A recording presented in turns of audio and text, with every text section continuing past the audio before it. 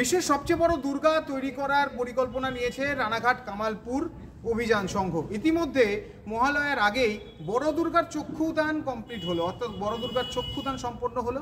খুশি এবং আনন্দঘন মুহূর্ত কাটাচ্ছে এলাকাবাসীরা। তারা জানাচ্ছেন অধীর আগ্রহে গত বছর তারা ছিলেন এই পুজো হবে, কিন্তু বর্তমানে আজ এই বছর সেই পুজো হচ্ছে, কারণ গতবার বিভিন্ন প্রশাসনিক নিয়মে সেই পুজো বন্ধ হয়ে যায়।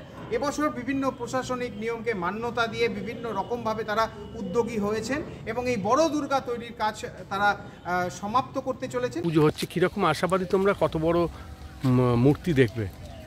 আমরা আগেরবার যেটা দেখেছিলাম আশা করি এর থেকে বড়ই হবে এরকম আশা রাখছি। এবার মা যদি চান তাহলে অবশ্যই হবে। মা তো আগে মুক্তি তাকাননি আমাদের থেকে, তাই জন্য হয়নি।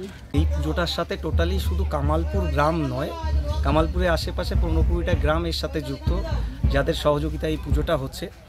এছাড়াও ধরুন সারা বাংলার মানুষ এটার একটা আবেগ ছিল গতবার থেকে এই বছর অবধি।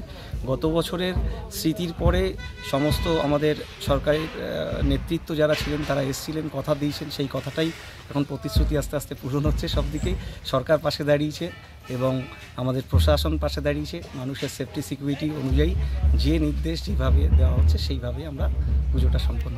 তবে বড় দুর্গার চক্ষুদান হলেও যে দুর্গা পূজিতা হবেন সেই দুর্গা মূর্তির চক্ষুদান কিন্তু আগামী মহালয়ার দিন হবে। সুতরাং বড় দুর্গার চক্ষুদান হওয়ার পরপরই রীতিমতো উৎসবের মেজাজ শুরু হয়েছে। শারদ উৎসবকে লক্ষ্য করে এই কামালপুর অভিযান সংঘ যে আরও বড় মাপের কিছু চমক আনতে চলেছে বাংলাবাসীর জন্য শারদ উৎসবে, তার বলার অপেক্ষা রাখে না।